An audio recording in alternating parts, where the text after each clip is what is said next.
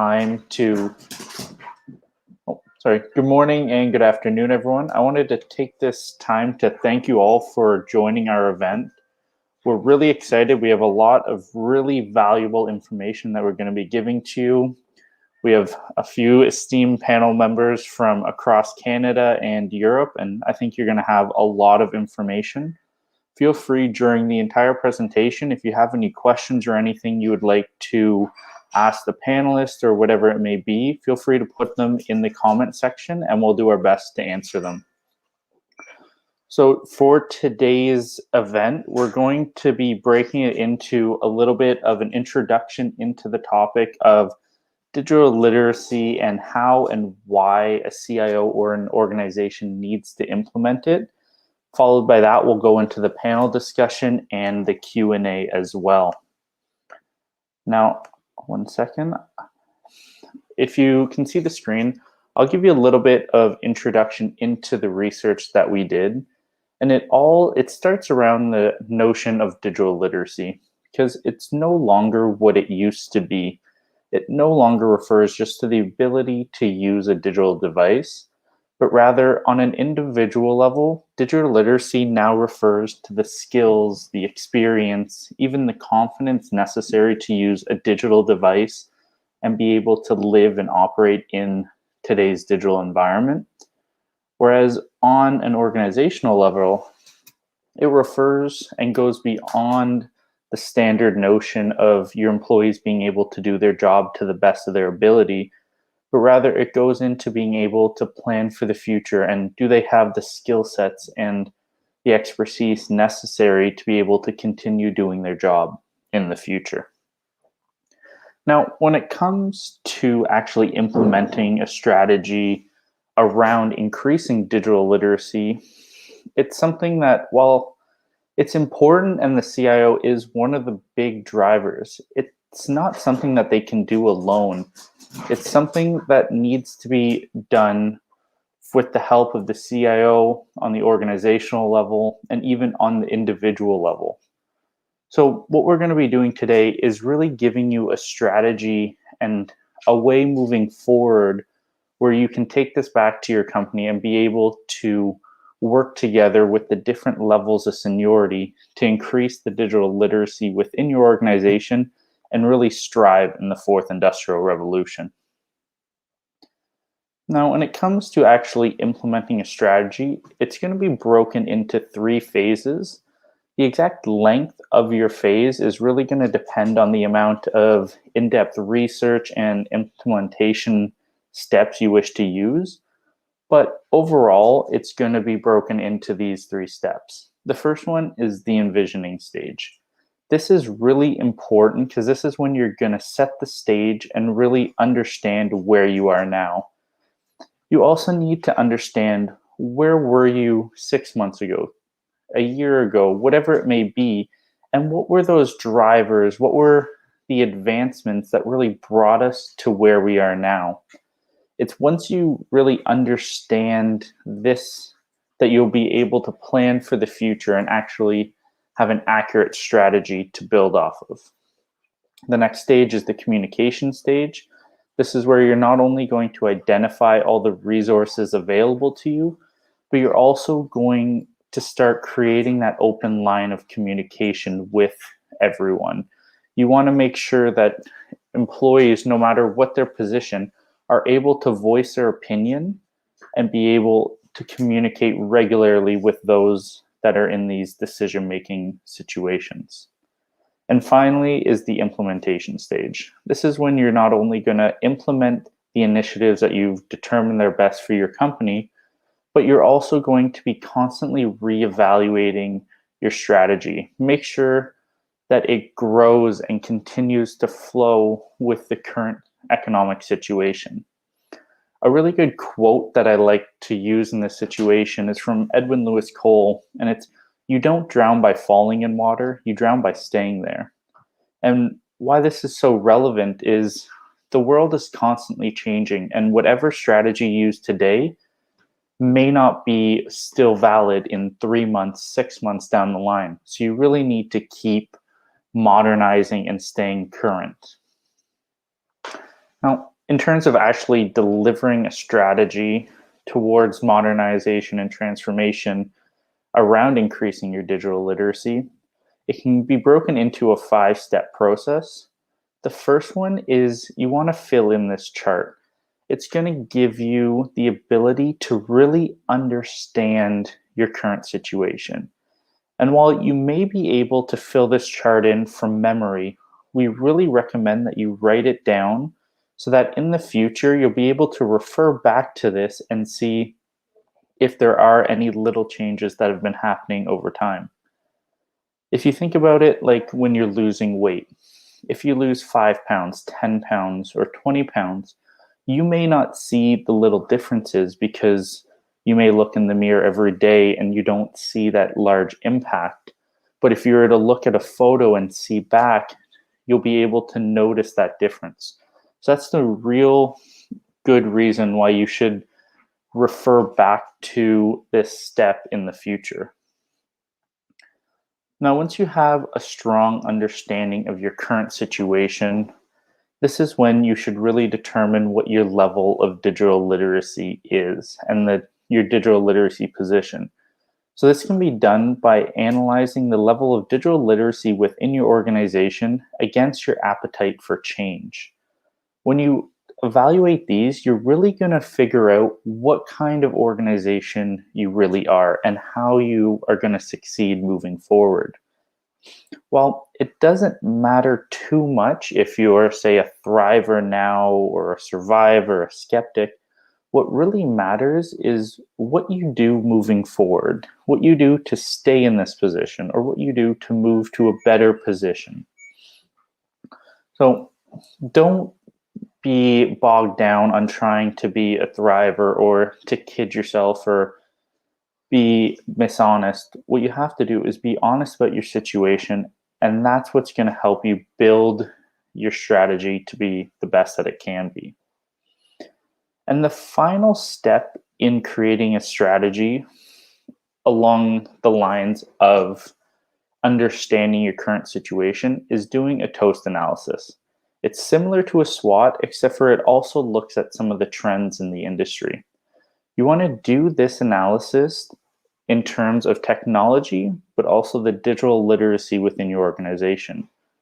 So for instance, you could have trends like the introduction of emerging technologies or opportunities like COVID-19 and all that they're bringing.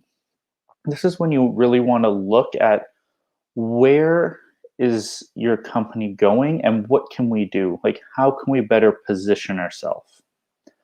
Now that we've done steps 1, 2, and 3, we can really start working towards actually creating a strategy built for success. And the first part of that is really determining what kind of change do we need? Are we trying to do major investments and create new competencies? So essentially create some radical change? Are we trying to just do little things for routine? You need to think, what is the best course of action? What are we trying to accomplish? And then you're going to use or find initiatives that fit with this kind of change. And finally, the last step is really creating your actual strategy. So this can be broken down into the few little sections. The first one is the vision. This is something that you need to ensure is super clear and there's no chance for misunderstandings or interpretation. When you have that, this is when you're really going to notice if everyone is on the same path or if you're going into a million different directions, which is obviously something you don't want to do. Additionally, you want to write down what is your promise as a CIO or a digital leader, whatever it may be. What kind of financial resources are you willing to spend on this? What are your time allocations? What is everything that you're willing to be held accountable to all your employees in terms of creating that strategy moving forward? And finally is actually writing down the different implementation initiatives that you're willing to take. And like I mentioned earlier in my presentation, modernization and increasing digital literacy, it's not something that can be done on your own. It's something that has to be done on the CIO level, the organizational level, and on the individual level. Therefore, what you should do is you should really find initiatives for each one of those that will be able to come together to create that perfect trifecta. And finally is ensuring that you periodically reevaluate. Like I said, if you have step one written down, you're able to refer back to it into the future. You can see if some of the hard skills have changed, or if you have new competitors or new top innovative projects. When you start to see little changes in this analysis, this is when you should really start looking into, do I need to change my strategy? Because it's now going to be based on some outdated information. And while it comes to creating a strategy, there are a lot of things that you need to consider. One of them, for instance, could be, do you want to focus on updating your technologies first or mindsets? Do you have a large number of digital natives versus digital immigrants in your workforce? Things like this, they really get your mind thinking, and you should consider them when you're doing your internal analysis. I also highly recommend that when you're doing steps 1, 2, and 3, that you have it done numerous times by people in different seniority levels throughout the organization. This is really going to avoid any biases that may come up, because if somebody in a certain position, they're going to be thinking of it in terms of what they know. However, this isn't necessarily what everybody sees of the same organization. So it's really important that to get the most holistic view is you combine the analysis of numerous people. And finally, when it comes to implementing your strategy, there's 3 things I like to say. There's only 3 things guaranteed in life: death, taxes, and somebody disagreeing with you. And what this means is you can't get bogged down by all the different people who are going to be against some of the initiatives or the direction of it. Focus on the positive. It's good to know that there is resistance and what it's coming from, but don't try and spend the time and resources on fixing it for one person when you can try and implement a strategy that'll benefit the masses. So now that we've been able to kind of quickly go through a strategy of actually creating digital literacy, I want to pass it off to Namir Anani, who's the CEO of ICTC, who's going to not only introduce our esteemed panel members, but he's also going to give a little more context into the topic and allow them to the CIOs to give you some insightful information that they've noticed during their career. So I'll pass it off to you, Namir. Great, thank you, Andrew, and welcome everyone. It's certainly my sincere pleasure to be here today and to dialogue with subject matter experts on a topic of interest to all of us, and that is how are CIOs going from surviving to thriving in the fourth industrial revolution. Bonjour à tous et à toutes. J'aimerais bien vous souhaiter les bienvenus à cette table ronde qui promet d'être particulièrement intéressante. Mais avant d'entrer dans le vif du sujet, j'aimerais bien indiquer qu'on aura une quinzaine de minutes à la fin de la session pour poser des questions en français et en anglais. Donc, je vous encourage fortement à en faire. To set this discussion into context, I think it's fair to say that the fourth industrial revolution is certainly upon us. And one of the critical components of this is advanced digital technologies that are becoming the essence of any high-performing economy in a global context. But this discussion comes at a critical juncture of our economy, given the recent COVID-19 environment, and we saw the full brunt of this environment on many industry verticals, where others took some reprieve of being digital by default. And almost overnight, we have become a contact-free economy, from telehealth, e-commerce, digital banking, online learning, online media, and the list goes on.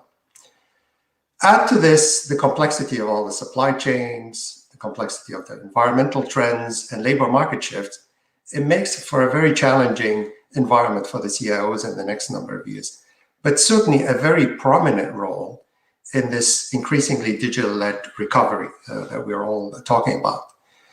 And when you ask what is the role of the CIOs in this space, a lot would tell you, well, it's about being a strategic partner in the innovation agenda. Others would say, well, no, it's about resiliency in creating the productivity measures in the organization. Others, as Andrew explained or alluded to, it's about the digital skills, the change management, the business strategies that are in a digital-led economy. Others would say it's a combination of all of that. So what is it? So today is a rare opportunity for us to dialogue with leaders and subject matter experts in this space. So how this discussion will unfold will be the following. I will introduce the panelists, first of all, just name and title, as there's enough information on each one of them on the web. Following that, I will ask them each to provide a 5-minute introduction to provide their lens on the issue, how to thrive in this fourth industrial revolution. And then we'll commence with the questions and answers. I'd invite them to not only respond to my questions, but ask questions of each other. And as I mentioned earlier, we'll have 15 minutes at the end of the session to answer any questions from the floor or the audience. So please prepare your questions, as this is a very interesting, and I want it to be as much organic and dynamic discussions going forward. So with that in mind, let me start with introducing the panelists. So the first panelist is Philippe Johnston. So he's the president and CIO of the Association of Canada, but he's also the DG of Digital Services at Transport Canada. Second is Dr. Chandana Unithan. She's the Chief Security and Information Officer for Lifeguard Digital Health. And last but not least is Dr. Alessandro Lentiri. He's the Professor of Strategy, ESCP Business School, and a very best-selling author, and also a TED speaker. I was watching one of your TED talks this morning, so very interesting. So welcome, everyone. So with that in mind, maybe, Philippe, I can ask you to kick off this session with providing your views on how do CIOs thrive in this fourth industrial revolution, to set the scene for the discussions going forward. So over to you, Philippe. Hi, thank you, Namir. I lost my connection for a brief minute or two just before you set me up, and luckily I got it back again. So I have two roles right now in my life. One is the DG of Digital Services for Transport Canada, which essentially manages and operates the IMIT program for transport. And the second role as the president of the CIO Association of Canada. So just thought I'd mention that. But really what I'm here today to talk about is, what we've done at Transport Canada and what we're going to continue to do at Transport to really take advantage of this fourth industrial revolution and what it means. A lot of the research Andrew provided to you at the beginning of this call really resonates with us at Transport Canada. About 2 years ago, we started our transformation journey, and we started it in conjunction with obviously the president or the deputy minister in our case, and all of the programs at Transport Canada, safety, security, policy, programs, etc., with a very ambitious agenda to really change the mindset and the culture, as Andrew mentioned, about what it means to change the way we work, how to look at problems differently, how to solve them differently, even in the policy side or the program side. And I wanted to say a few things. So just to make it real, we really felt that changing the culture was the most important piece. Changing the way we think and how we look at problems was the most critical piece to do before you were going to start to embark on actual technology changes or changes in the way we provide programs. And so I want to give you some tangible things that we did that can help you if you're thinking about going through this journey. We had an ambitious agenda to talk about the transformation journey with every single employee at Transport Canada. And there's over 6,000 of those employees across the country. But first, as Andrew mentioned, we had to figure out and co-create what that transformation journey would be for us. And I think what's really critical is having a common vision and developing that strategy. And for us at Transport Canada, and it may resonate for you, we came up with 5 key pillars. And I want to share the 5 pillars because I think they're really important and they could probably apply to just about any industry. We had at the top our regulations, our legal framework that we had to look at. And some of the old legislation stated that we had to receive a medical certificate by fax by a medical doctor. So obviously that would limit you if you were trying to do digital transformation. If you're trying to say that we could now accept encrypted digital medical certificates that would, could be provided to us and allow us to move in that fashion. So at the top was that one pillar. The first pillar was regulations, reviewing our acts, reviewing our legal framework to make sure it was digital friendly. Our second one was about service. And I think every organization can think about that. What are we doing to transform the way we deliver our services to Canadians and also internally? How are we making those digital? So in terms of a transformation journey, those 2 top pillars, I think, would really set the framework for the other pillars, which I think all of you will be able to understand. And so the third pillar that we had was about being open and transparent and being a trusted oversight regulator. So that third pillar is about how do we communicate with our stakeholders? How do we open up our data sets? How do we work with our stakeholders and share information to improve the safety, security, efficiency of the transportation system? The fourth pillar was about data. And I think every organization now has to have a pillar about data, data-driven decision-making, and then so how are you using your data to potentially do AI, to potentially do prescriptive analytics, to inform your organization in terms of efficiencies or the better way to deliver your services. So data. And we have a huge pillar. And over the past 2 years, we developed a data science team that grew from 2 to 60 people within those 2 years and 60 people across the organization. And about this transformation piece that Andrew was mentioning, not all the data science and the data activities are happening in the CIO shop. They're happening across the organization. And I think that's something, at least from a transformation perspective, that really helps, exponentially grow the opportunities with data. And finally, what can we do for our internal employees to create a modern, inclusive workplace? And that's critical. Like, how are you creating productivity? How are you increasing productivity in this remote work environment? So we went out, we developed the strategy, we then proposed it and educated and shared it with every employee across TC. And so we used Mentimeter to figure out where people were with respect to a transformation, what they felt about it, and we got all those stats. And so we're in the process now of just executing on that vision. And so I wanted to share those really tangible ways, and it's really helped us at TCB, exponentially grow our transformation digital journey. I'll stop there. Thank you. Perfect. Thank you, Philippe. We'll go now to Chandana. Maybe if you can provide your lens on the issue. Thank you, Namir, and good morning, everyone. I'm currently the CSIO, Chief Security and Informatics Officer for Lifeguard Digital Health. We are a company that supports emergency services in one of the public health emergency, which is opioid crisis. So that's where we are.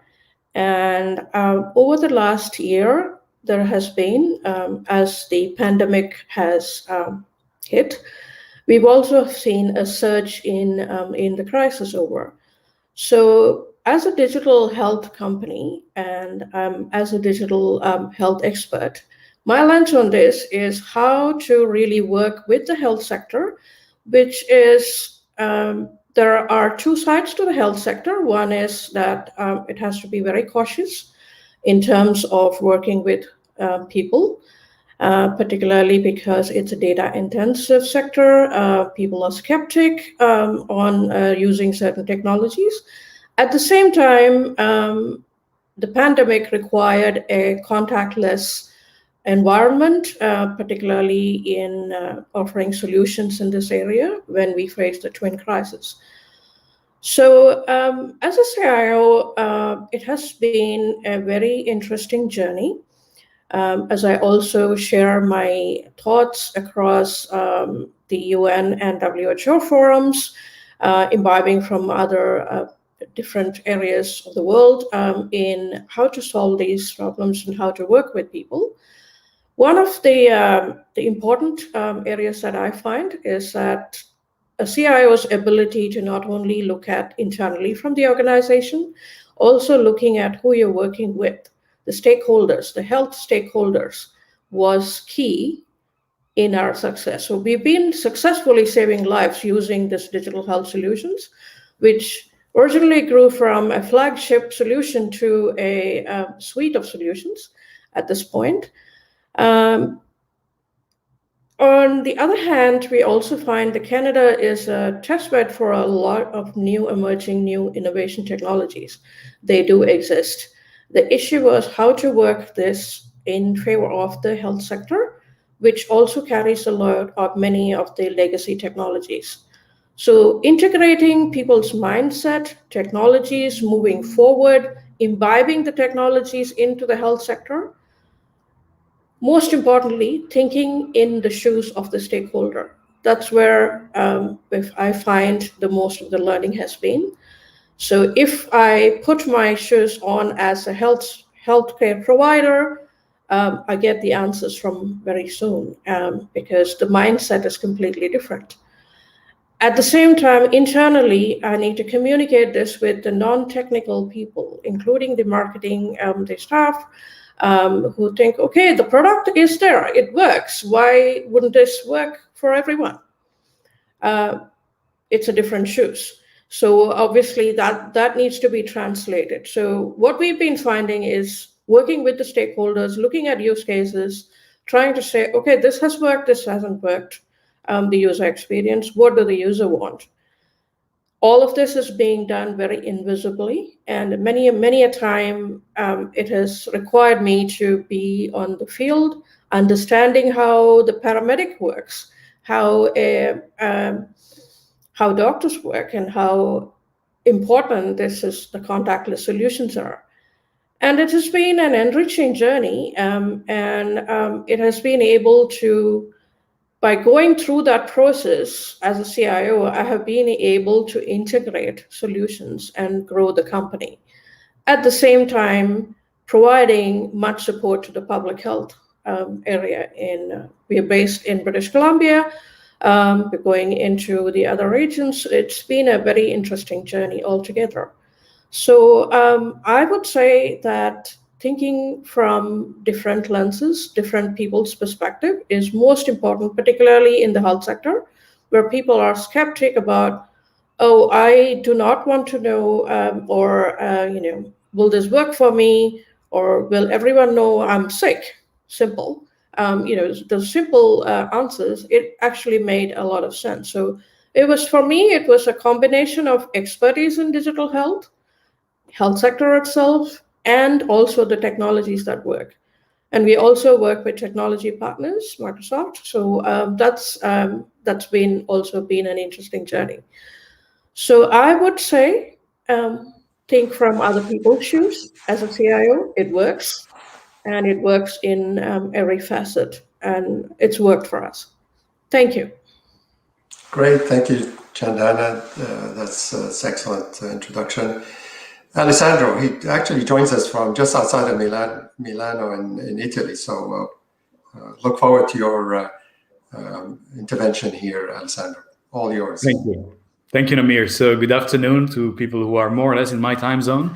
Good morning to most of you, I expect. As Namir said, I'm based in Italy. I'm a professor. And I spent most of my life lately working across Europe, the Middle East, and Asia. So I think I would bring a bit of that experience as well to the discussion.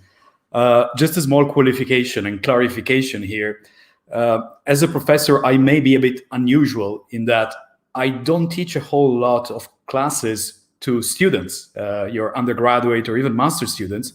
Most of my work is with corporations. I do what we call executive education. And the first thing I've noticed, one of the main things I noticed in the recent past that I want to raise immediately, is that typically when we get approached by a company, HR comes to talk to us.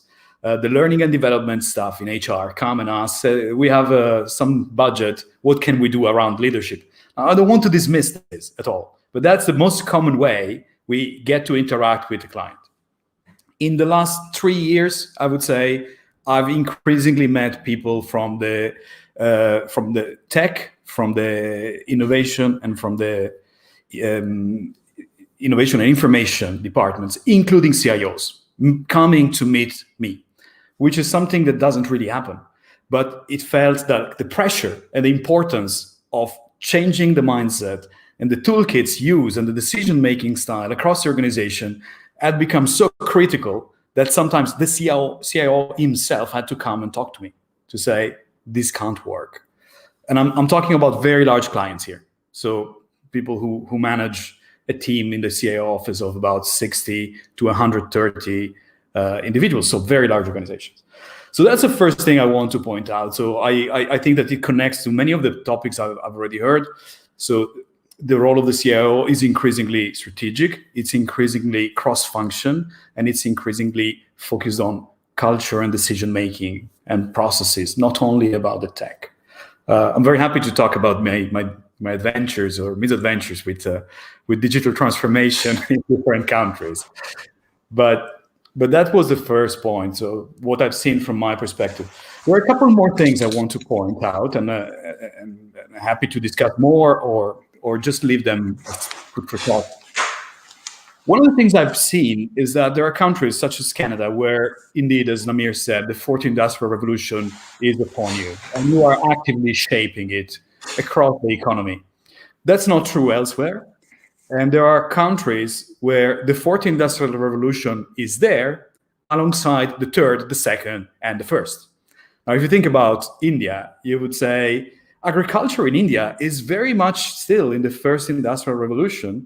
Manufacturing is in the second industrial revolution. Much of IT is in the third industrial revolution era. And then you have fintech, you have retail that's moving really, really fast into the fourth industrial revolution. Now, playing in that ecosystem is a different ballpark, it's a different game. But I'm not saying this for you. I think what's interesting for you is for companies in Canada, if you do business with supply chains that cross other countries, sometimes one of the limitations you have to encounter and overcome towards your own digital transformation is, can my suppliers keep up? Or can my customers keep up? So that's another area that I think will require a lot of time, and the CIO is possibly right now the right figure to start coordinating across the supply chain. And probably the last thing I want to say, and this is really me being a professor, and I want to always teach someone something to someone, but I'm not saying this as a preacher, so to speak. I say this because it's, again, what I see globally. I think that the trend towards digital transformation was there before COVID. COVID accelerated it. It will stay. It will remain. There's still a lot of work to do. So I'm not going to deny that. What I notice, however, is that we're increasingly hearing companies talking about a dual transformation, meaning the digital alone can only achieve so much. The other big trend that we need to start embracing is sustainability. And so when we talk about dual transformation, we think about digital and sustainability transformations going on in parallel. And that means not only that they have to happen at the same time, they also need to reinforce each other to some extent. And there are many ways in which digital technologies can support sustainability. I think that this is probably the least controversial part. There are many examples. And I think that this is another critical role for CIOs to play in organizations at a strategic level, but not only. The other thing I see, and we are not talking much about it yet, but it's an interesting topic for me, so I'm going to just put it out for your reflection, is that increasingly there are digital technologies that are being limited by their lack of a sustainable approach. And probably the two most high-profile examples that come to mind are the Bitcoin. Recently, Bitcoin, of course, is all over the news. The Bitcoin ecosystem consumes more electricity than Argentina. That will not last. It can't last. And the more we trade Bitcoin and the more we attract miners in the system, the more we consume. So we're not thinking about that, but that will one day limit the ability of something like Bitcoin to scale in just the same way other similar blockchain-based technologies with similar processes will be limited. The second example that comes to mind is in the car industry, but not exclusively, but car manufacturers are now being limited in their ability to make new cars because there's a shortage of microchips. The shortage of microchips, I believe, is in a great measure due to the fact that microchips are designed with a second or third industrial revolution mindset. So you take silica and minerals, you manufacture something, you use it, and then you throw it away. Same thing is true with smartphones. I've heard recently that it takes up to 60 kilos of raw materials to make one of these. Now you can imagine how much energy and effort is wasted in this process. And then when this is done, we actually just most of the time just throw it away and pollute in doing so. So this is my third topic. I'm sorry if I sounded like I was preaching. I probably was, but that's what my bias, I guess. That's great, Alessandro. And I think the whole discussion of sustainable business and the role, actually we'll expand on that as per our discussion today. But maybe I can start with a larger question, and whoever wants to, Philippe or Chandana, maybe you can respond to that, as well as Alessandro, is that given, as I mentioned earlier, the COVID-19 environment and the recent acceleration of digital adoption that has really outpaced every other period in recent history in that dimension, how did your role change in that space? And how do you see it changing going forward? So Philippe, if you want to step into on this question. Sure. I think it's important, if I'm going to talk about how our role, accelerated, I would say, over the past 10 months, to maybe describe a little bit of what Transport Canada does. We do inspections across Canada on, airplanes, ferries, trains, etc., the whole transportation system. So we have over 1,500 inspectors. So that's important to note. We also have service kiosks, about 54 of those that we're requiring in-person services. So somebody, like I kind of alluded to at the beginning, somebody needed to pay to get their pilot's license. They would come to a Transport Canada center, give us their credit card, and we then give them their certification. So we do have a lot of touch points with Canadians, physical touch points. So from a Transport Canada perspective, and I guess the other third part would be we have about 6,500 employees. So I'll talk about our inspectors. Our inspectors now are finding ways to do virtual inspections. So that's pretty cool. So how do we limit the amount of contact between individuals? Because when we had to go to a ferry, or we had to meet the captain, we had to go on board the ship, etc. So we're now looking at the ability to do virtual inspections. So not sending sometimes we might need to send 2 people out for an inspection. Well, now through Teams or maybe through HoloLens, which we started use cases with, we can have one inspector go out to the field and they can communicate with a more experienced, potentially, inspector back at home base. And they can then use the documentation. They can do virtual inspections. That's also another piece where through the HoloLens technology, they can say pass, fail, use Siri to say, these are our comments for this inspection. So we've started that, and that was accelerated because of COVID. So inspections is changing. We're also looking at drones. So looking at drones to do more inspections as well. So that's another piece that I think we're going to be modernizing at Transport Canada. The second piece I mentioned was our contacts with Canadians and how we deal with them. We've pivoted. We've done digital signatures. We're accepting more payments digitally. So in fact, we just did that. Like we just pivoted and started to look at ways that we could deliver our services in a digital format, not forcing people to drive to our Transport Canada centers and have to meet somebody there. So that's really good. We've identified all of our processes where that was required. And potentially after the pandemic, I'm not too sure how many TCCs, we call them Transport Canada Centres, we'll still have, but probably they'll be reduced in the amount of services that people, and obviously we do have to cater, like even like as a public deliverer of services to Canadians, there are still some people that aren't on the net, that don't have access to the internet, or so we still have to make sure we have those other types of services available that aren't digital. But I think those will go to nothing, will decrease to like 5 or 10%. And then finally, I guess the third thing that I think has shifted is, I don't know if anybody saw us in the news back in July. We were compared to Shopify. I'm not too sure if we actually got a lot of flack on that one because our deputy minister stated we'll never come back to the office, and somehow the press compared us to Shopify because they said Shopify was going to do the same thing. So, I mean, there is some. I won't say there's like we're going to reduce all our office space, but I think we're going to reduce enormously our office space because we had already worked on that fifth pillar that I mentioned initially, modern inclusive workplace. We had done a lot of work to create virtual teams, to give managers and supervisors the tools they needed to manage virtual teams. So on that front, we were able to pivot. We were already on MS Teams, about 4,500 of us were already on MS Teams. Like we were told in the government that we were not going back to our offices like on the Friday, and on the Monday, my team pivoted and created another 1,500 accounts for everybody who wasn't on Teams. And we were doing meetings and et cetera. And we weren't really impacted. And so from a productivity perspective, 6,000, Government of Canada employees were able to continue to do their jobs right away. We've gotten used to that. We've improved those processes over the past year. It's working really well for us. So I do not anticipate, Transport Canada forcing everybody to come back to the office.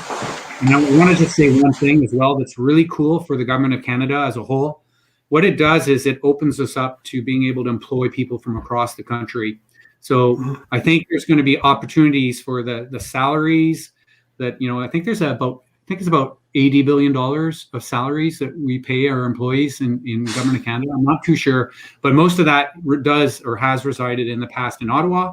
Think about the opportunity now to spread that wealth, having more consistency and stability across the country, and maybe, helping a Calgary out who is, more or less fluctuates so much with the oil prices. If we can get some jobs there from the federal, that can stabilize that economy. So I think that third part about a modern inclusive workplace is about bringing in the best from everywhere across our country. And I think that's going to be something we'll move towards in the future. Thanks, Namir. Hope that was good.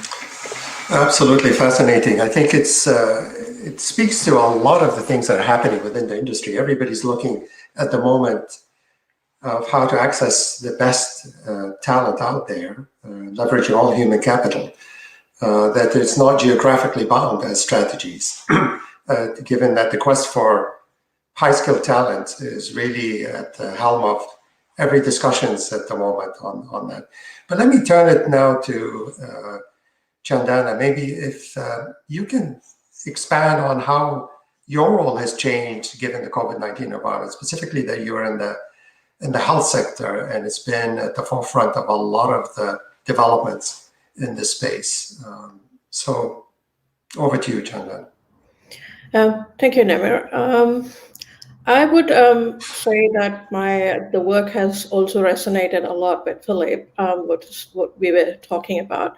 One area, as you would know, in the healthcare space, the minute the pandemic occurred, we needed to also protect the healthcare workers. And the whole area of, let's take the example of the opioid crisis itself. Every single toolbox in a toolbox where the harm reduction and overdose deaths are being prevented. However, the workforce had to be cut in almost half because just to protect themselves, because the healthcare workers are the frontline people and they had to be protected themselves.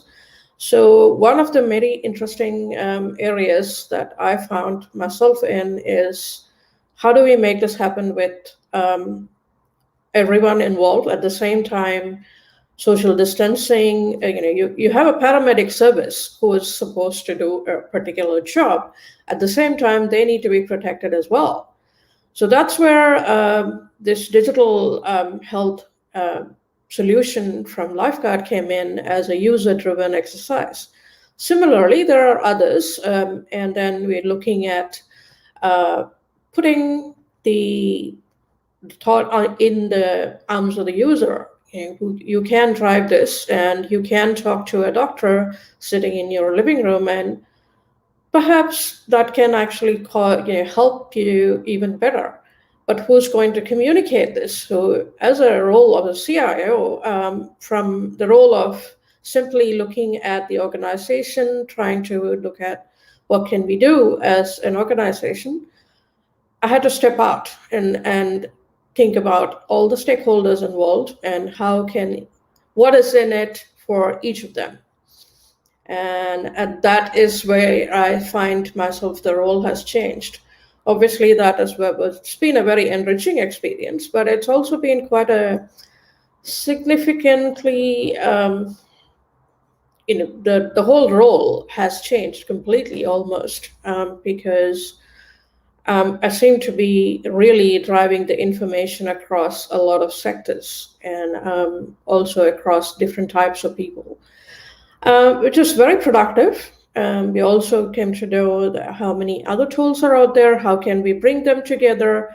Okay, if you have one virtual tool, there is always a possibility to pipe in a lot of different services into that virtual tool. So those are experiences which I would not have had probably if the pandemic hadn't occurred. And obviously, it has changed the dimension of my role, although that's helped me thrive through this digital health exercise, which is in the health sector. Digital transformation is quite difficult. And as Alessandra pointed out, we are at different stages of the revolution in different times, even in any country, that is. So by the time the legacy systems integrate or we leapfrog or not is something that everyone is contemplating. Canada is in a very good position to leapfrog into new technologies. We are an AI base and we do have the strength in there. But health sector is a difficult exercise to integrate this.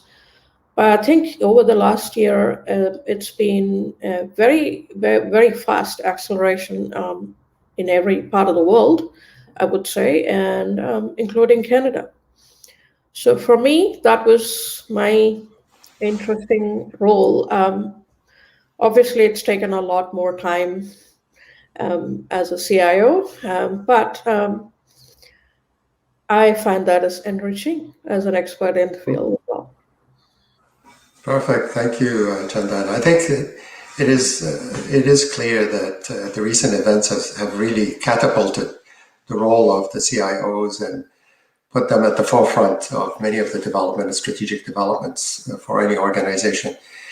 Alessandro, you intrigued me with your introduction on it's true the CIO role is becoming quite a varied, wide-spanning.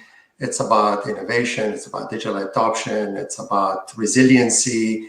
You invoke the notion of also sustainability, because you talked about the cryptocurrencies and something, and sustainability and environmental trends are all on the minds of everything. Canada has signed the Paris Accord by 2030, certain criteria by 2050. We're committed to it, and all indications are other countries are coming on board as well. But how do you see the CIO role in this space? How do you manage all of this in leading this agenda for organizations? Can you expand on that a little bit? Yeah, I mean, that's a great question, and thank you. Look, I think as we're saying, innovation happens across the organization increasingly. As Chandana was saying, you have to listen to different people within and outside the organization. Philippe made a very good point that data are collected, analyzed, and they need to trickle to be driven back to the different functions, the different locations of an organization.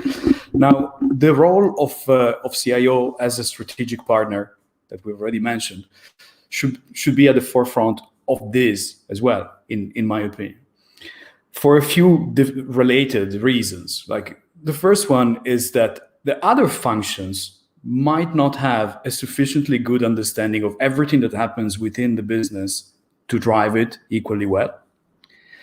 And because they might be under, if I may say this, I don't mean this in a disrespectful way at all, but they might be working with a mindset that cannot possibly lead them in that direction.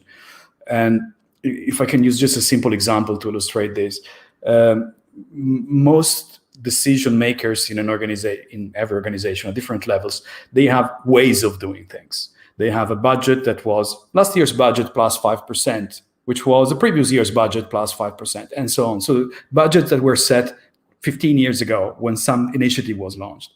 They have KPIs to achieve, target return on investment that was planned and designed in a different era, so to speak. And so they have obstacles, both in mindset, but also in their tangible incentives to make decisions according to the new rules that we need. So sustainability is very much similar to digital transformation, in my opinion, because it's a very open-ended exercise. I can't tell you that if you spend $1 million, you're going to have a 7% return on investment in 3 years. We just don't know. So the kind of mindset required for these more open-ended exercises, in my opinion, can only come from, at this moment, it can come from the CIO.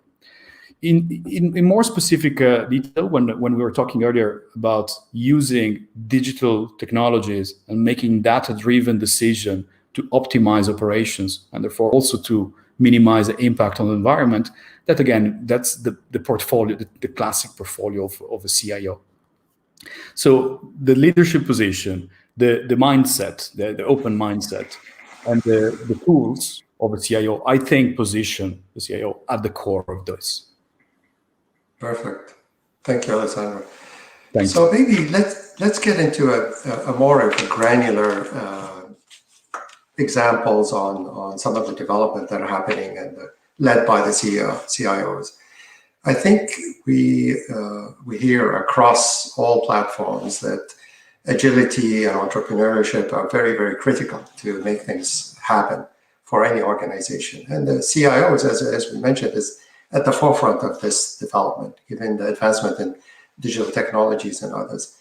But I would love to hear some real examples. And maybe, Philippe, you can sort of talk about some of the examples that Transport Canada has done. And by the way, you've got a fascinating role there in terms of some of the development at the edge of technology and thing, but love to hear some examples from you in terms of how does Transport Canada and what approaches in terms of agility and entrepreneurship. Yeah, so thanks, Namir. And I'm going to only use one example to give my colleagues some time to talk about maybe their examples. So I want to kind of just set the tone again. It's all about that culture, having the whole organization working together, and the CIO enabling it, but everybody should be part of the transformation. And I think automation, robotic process automation, is a good one. So how do you start? Like, where do you go? Like, how do you, like, who wants to get started on this?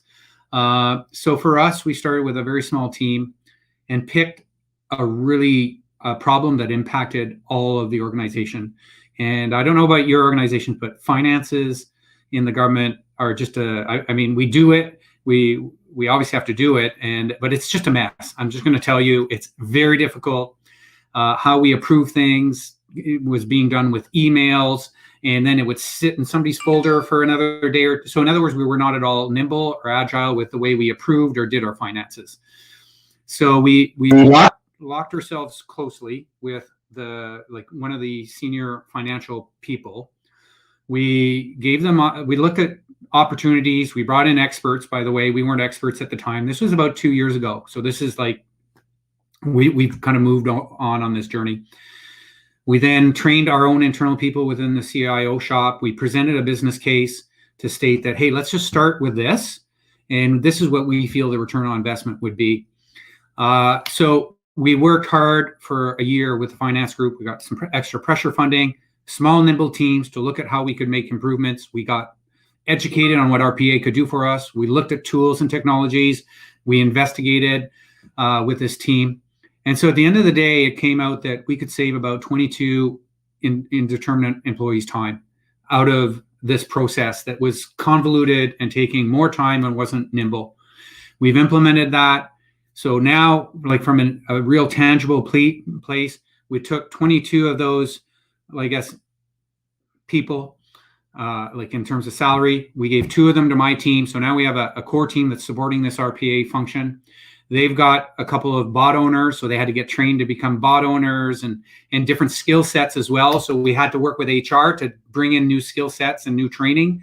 And now we've got this wonderful system that's saving time, agile. It was agile. It was an agile way of putting it in place, and we got it going.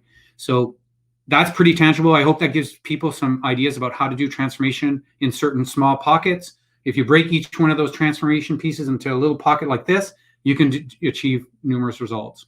Now we have a center of expertise, and now we're rolling this out, and we're going across the organization. So now we're going to scale it, and we're now working with all pockets of the organization. And guess what? They all want to come and do this. They see the opportunities in changing the way we work and elevating the functions. I'll leave it at that. Perfect. Thank you, Philippe. It's fascinating. I may go into this examples, but I want to shift it a little bit given the time. I think the 1 hour goes very fast in this, and shift it to the discussion on the talent and skills and development aspect. Chandana or Alessandro, whoever wants to step in on this discussion. We hear a lot that to prepare organizations for the digital-led economy of tomorrow is that we need skills on many levels: soft, technical, environmental, industry context, and whole combination of those that are necessary to make that. In fact, we as an organization have committed to developing some kind of a skill mapping. Stay tuned to that. It will be launched soon to help basically job seekers better understand where the jobs are and how they meet that dimension. So to accelerate really the access to talent. But from your point of view, and maybe Chandana on this, what are the critical skills for the health sector or digital health that you see are important and you're hiring against? Could you expand on that, please? Very interesting question, Namir. What we look for in particularly in the digital health sector are people who are aware of the current innovations, technologies, awareness, not necessarily someone who are experienced. Rather, we go against that current, because when you're experienced, you have a certain mindset. And what we look for are the people who are aware of the technology and the sector, both. So what can work in the sector at the same time, who is able to harness that. So if there is a particular technology, we are willing to, the company is agile enough to take people from different paths. What we look for, particularly as we support public health, is there should be a strong awareness of the domain. At the same time, a strong awareness is what is out there, which can be integrated to achieve this. So essentially, we look for people with that mindset, with a flexibility enough and an entrepreneurial mindset. Literally, oh, can this work? Can this plug into this this area and make it work? And we kind of expect people to articulate that to us when people are taken into the organization in terms of capacity building. And that's what we look for. Not necessarily that person should, say, for example, need to code. That's not what we're looking for, because those skills can be taught. But what we're looking for is, do they know the domain? Do they know what works? And for example, we talk a lot about blockchain to as a technology that can be used to protect privacy and security. It's doable. It can be designed. But do people know enough about that? There are talent out there who is aware of this, and we're able to pull that into the health sector. So that's just an example, and it's very interesting because when we take someone in, whoever that person is, technical, non-technical, or health-related person, there are many people in the who meet that person, whoever that person is. And of course, we do all the interviews through Teams. So, we're a digital health company. So by nature, you need to know and be able to work and sustain a very easy mindset. All our employees work online, all of them, literally. And the mindset that needed to be changed initially was internal.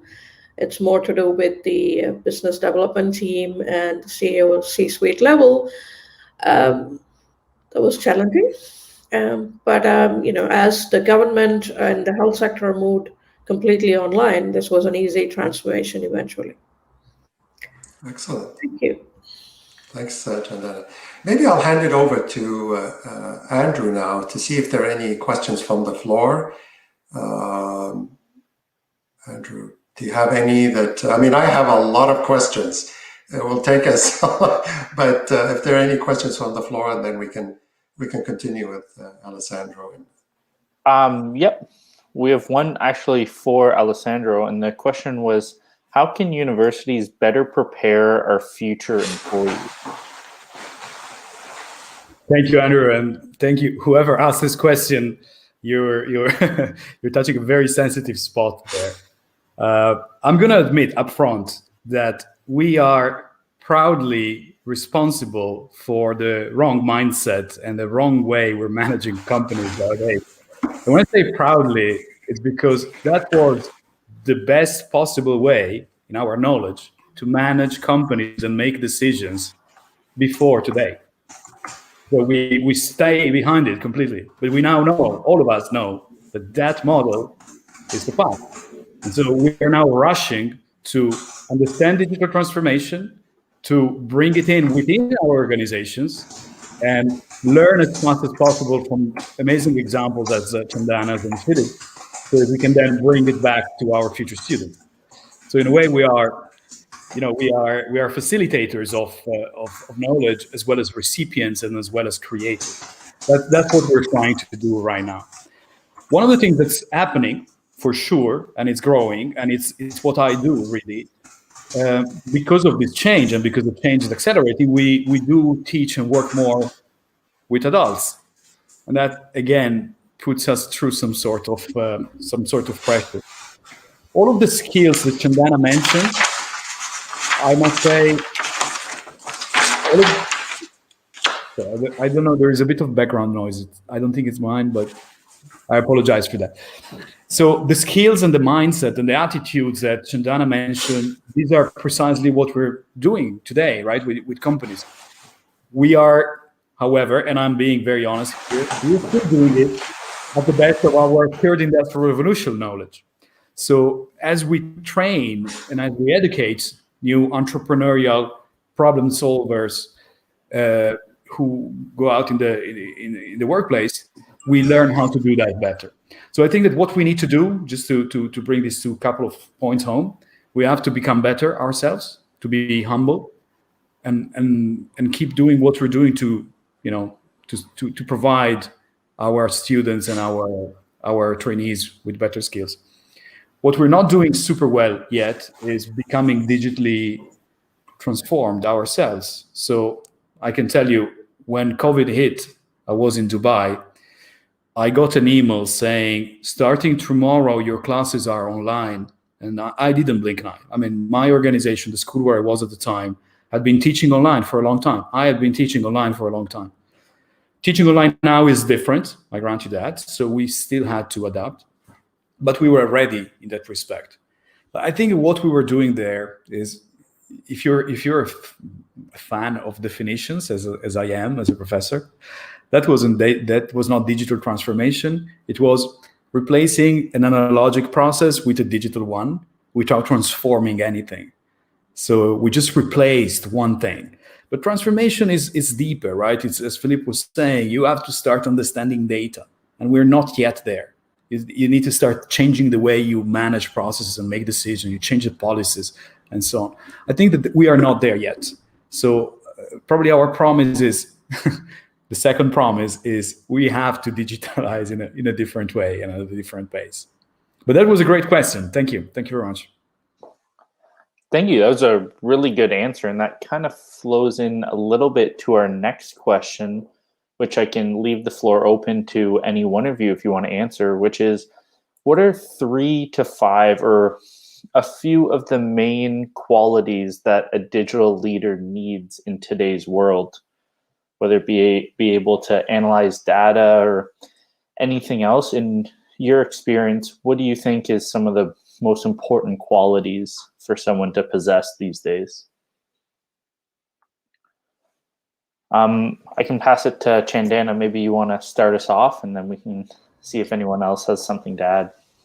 Okay, I think as I have pointed out before, the main thing is the ability to adapt. That's one of, as a digital leader, you might know that this could occur, but you have to also be flexible enough to think from other people's shoes. And that adaptability, that capability is very important. As Alessandro was saying, universities, and from my point of view, I teach at a university as well in the health sector, in the public health sector in Australia. So